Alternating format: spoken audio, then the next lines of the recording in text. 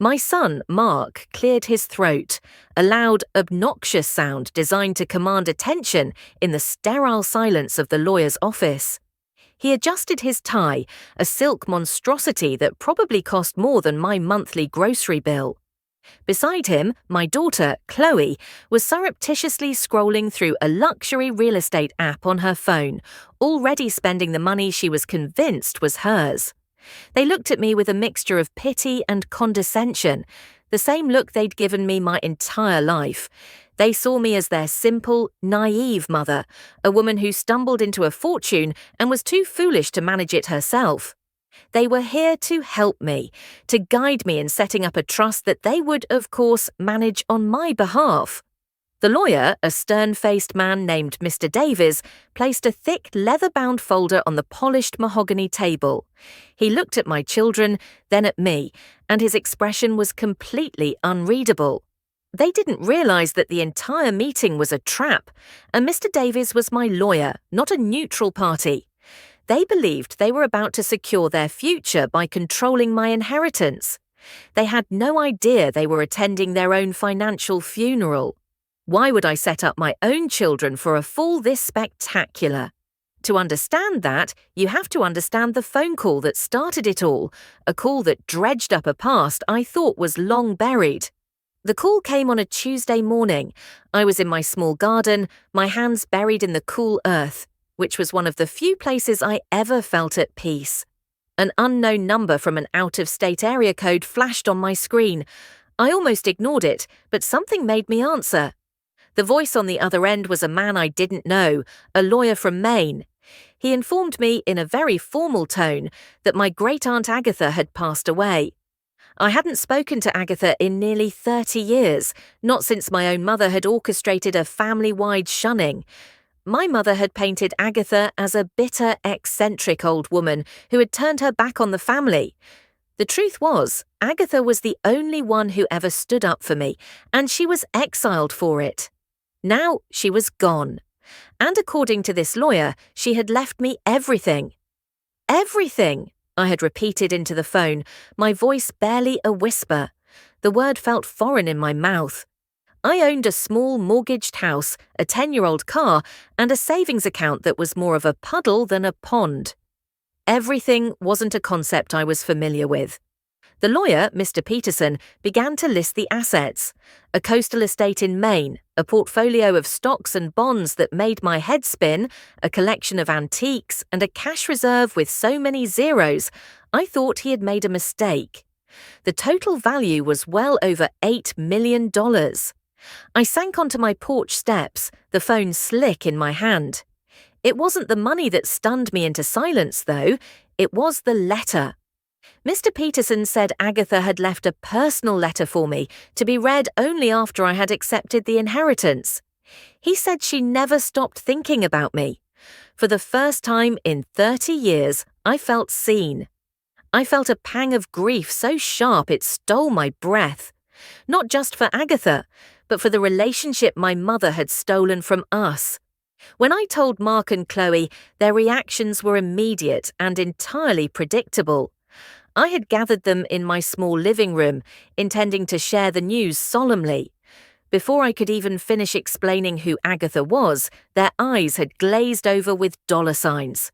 There was no, "I'm sorry for your loss, Mom." No questions about this mysterious relative. Mark immediately stood up and started pacing, talking about capital gains tax and the importance of hiring a wealth management firm, one his friend apparently ran. He spoke as if the money was already his to manage, and I was merely a temporary, slightly incompetent custodian. Chloe was worse. She pulled me into a hug that felt more like a physical claim than an embrace of affection. "Oh, Mommy, this is incredible," she gushed. "We can finally get you out of this dump." And I saw the most perfect house for me and the kids, but the down payment was just impossible before, and my car has been making this funny noise. She went on, a tidal wave of wants and needs, without once asking how I was feeling. They didn't see an inheritance. They saw a lottery ticket I had just cashed for them. They saw me not as their mother, but as a bank vault that had just been unlocked. That was the moment the first seeds of my plan were planted. The final push came a week later when Mark called me with a very serious tone. "Mum, Chloe and I have been talking. We need to protect you. We've found a fantastic lawyer who specializes in estate planning. We'll set up a trust. It's the safest way to make sure the money is handled properly." And so there we were, back in the lawyer's office. The fantastic lawyer Mark had found was, of course, the same Mr. Davies I had hired the week before. I played my part beautifully, pretending to be hesitant and confused, allowing my children to lead me into what they thought was their victory. They had explained everything to Mr. Davies with smug confidence, outlining the terms of the trust they had designed, a trust that would give them full control as co-trustees, providing me with a modest stipend to live on while they grew the principal. They truly believed they were masters of the universe. Mr. Davies listened patiently, nodding in all the right places. When they were finished, he slid the leather-bound folder into the center of the table. "Thank you for that detailed explanation, Mr. and Mrs. Evans," he said, his voice as dry as autumn leaves. He then turned his gaze directly to me. "Ma'am, as per our discussion, I have the final documents ready for your review." He opened the folder, revealing a document titled "The Agatha Vance Charitable Trust." Mark frowned. "That's not what we discussed. The trust is supposed to be in our family name." "I'm afraid there's been a misunderstanding," Mr. Davies said, his voice hardening slightly. "This meeting was not for a consultation. It was a courtesy notification. Your mother executed this irrevocable trust 2 days ago. She is the sole lifetime beneficiary. You are not named in it."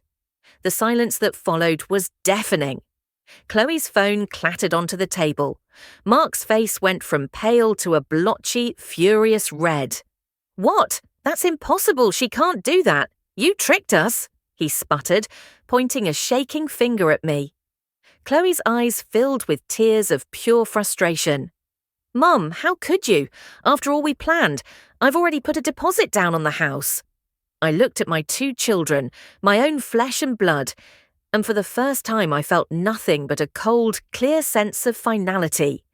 I had mourned the loss of the children I thought I had, the children I wished they were, long before this day. The people sitting before me were strangers, consumed by a greed I had foolishly enabled for years. "You said you wanted to make sure the money was handled properly," I said, my voice steady and calm. "So I did. I'm protecting it. From you." Mr. Davies slid another envelope across the table toward me. It was old and yellowed with age. My name was written on the front in a delicate, spidery script I hadn't seen since I was a child. It was Agatha's letter. I ignored their escalating hysterics. Mark was now threatening lawsuits, while Chloe was sobbing about her credit card debt. Their noise faded into a dull buzz as I carefully broke the brittle wax seal on Agatha's letter. The paper was thin, almost translucent, and it smelled faintly of lavender and old books. As I read her elegant handwriting, 30 years of bitterness and confusion began to melt away, replaced by a clarifying, righteous anger. "My dearest Eleanor," the letter began, "if you are reading this, then I am gone, and a great injustice has finally been made right. I know you must have questions. I know your mother, my sister, likely filled your head with poison about me for decades. The truth is, I never stopped loving you. I never stopped watching from afar. I have pictures of your high school graduation, your wedding, and the days your children were born, all clipped from the local paper. Our separation was not your fault. It was your father's. Before you were born, he came to me for a loan to start a business. A significant amount of money I gladly gave to help my sister's family. The business failed, as I suspected it might, but he never intended to pay me back. Instead, he and your mother concocted a story. They told the family I was greedy, that I had tried to swindle them. They used a small argument we'd had as a pretense to cut me off, to turn everyone against me, so they would never have to repay their debt or face the shame of their failure. The cruelest cut of all was when they used you as their shield, forbidding me from seeing you. They knew you were the only thing I truly cared about, and they took you away to guarantee my silence. I stayed silent to protect you from their lies. This money is not just an inheritance, Eleanor. It is restitution. It is the money your father stole from me, grown over 50 years of wise investments. It is yours by right. But be warned. The same greed that poisoned your parents runs deep in our family's blood. When they hear of this, they will come for it. Your children, raised in their shadow, will feel entitled to it. Do not let them devour you as their grandparents tried to devour me. You are stronger than all of them. You always were. I folded the letter and placed it back in the envelope. A single tear traced a path down my cheek, but it wasn't a tear of sadness. It was a tear of vindication. I looked up at my children. Mark was on the phone, presumably with a lawyer of his own. Chloe was just staring at me, her face a mask of disbelief. They had no idea this was just the beginning. The real storm was yet to come. Mark slammed his phone down on the table with a crack. My lawyer says this is coercion. He says you're not mentally competent to sign a document like this. We're going to fight this, Mum. We'll have you declared unfit. Mr. Davies didn't even flinch. He simply steepled his fingers and looked at my son over the top of his glasses. For the record, Mr. Evans, your mother underwent a full psychiatric evaluation by a court-appointed physician prior to signing. The evaluation found her to be of exceptionally sound mind. Furthermore, we have video and audio recordings of every meeting, including this one, where you and your sister clearly state your intentions to take control of her assets for your own personal use. Any court in this country would see that as clear evidence of financial motivation, not concern for her welfare. I suggest you reconsider your next words very carefully. The colour drained from Mark's face. Chloe just sat there, looking back and forth between us, her shallow well of tears finally run dry. They were beaten. They had no power here. I stood up, my purse in my hand. I'll be going now, I said to no one in particular. I walked out of the office without a backward glance, leaving them to sit in the ruins of their own greed. The walk to my car felt like the first steps of a free woman.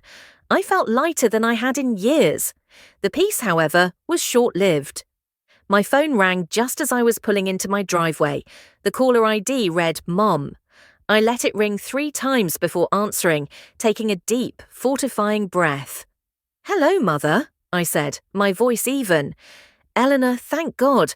Mark just called me. He's absolutely beside himself with worry, she began, her voice a sickly sweet syrup of fake concern. He said you've been taken in by some slick lawyer, signing things you don't understand.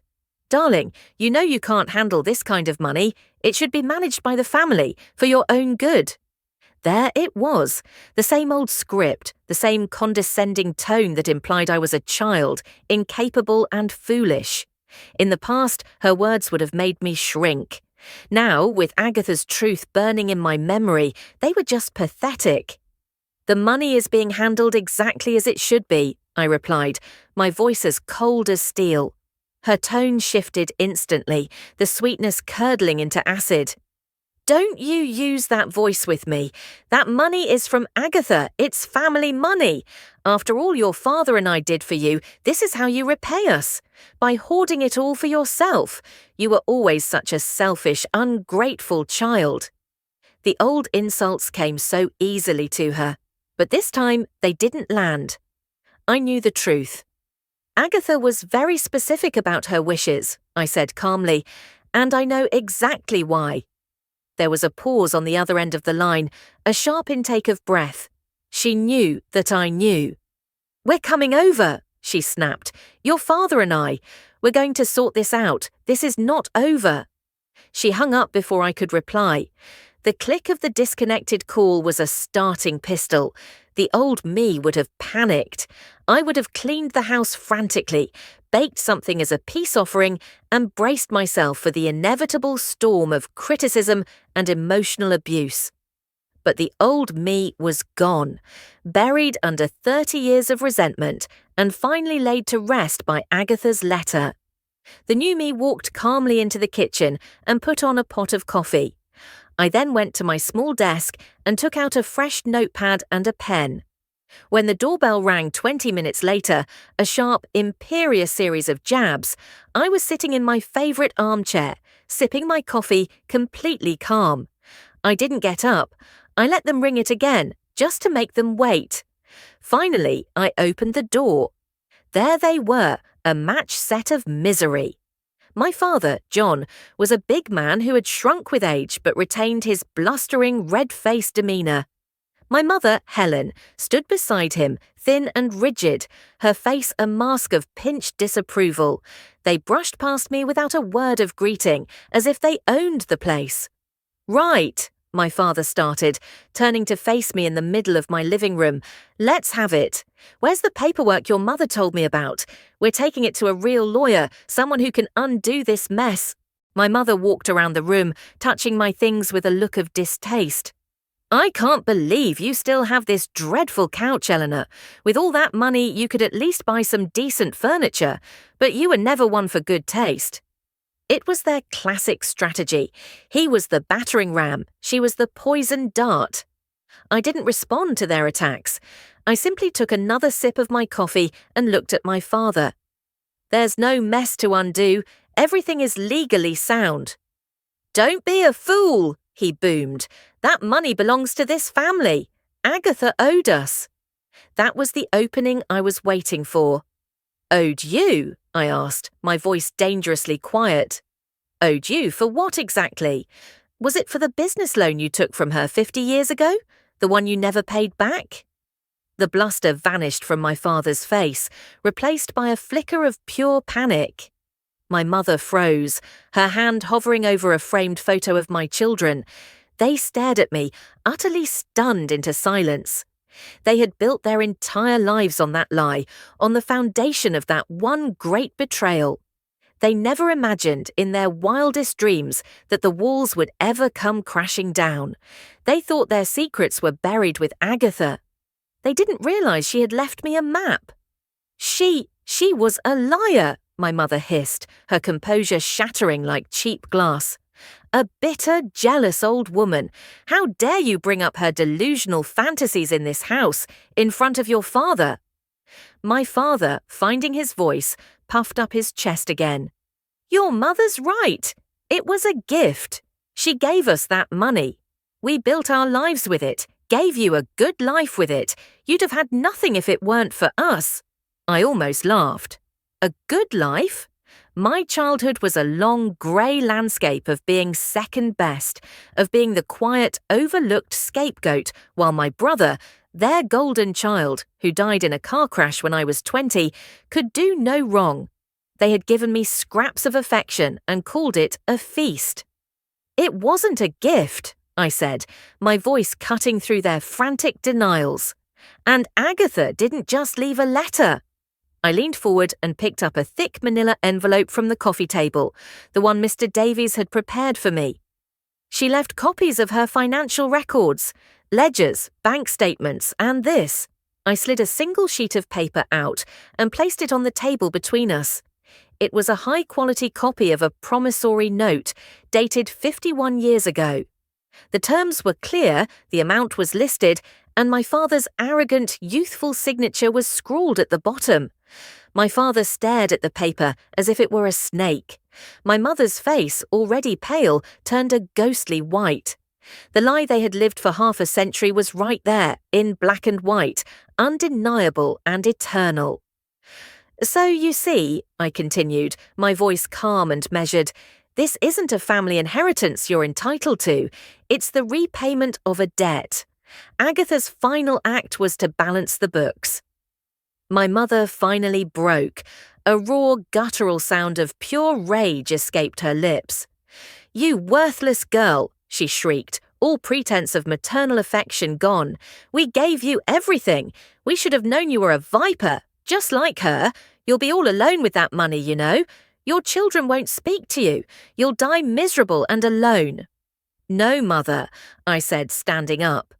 The power in the room was mine now, completely and utterly. I'm already using some of the money. I've hired the best therapist I can find to undo a lifetime of damage caused by you.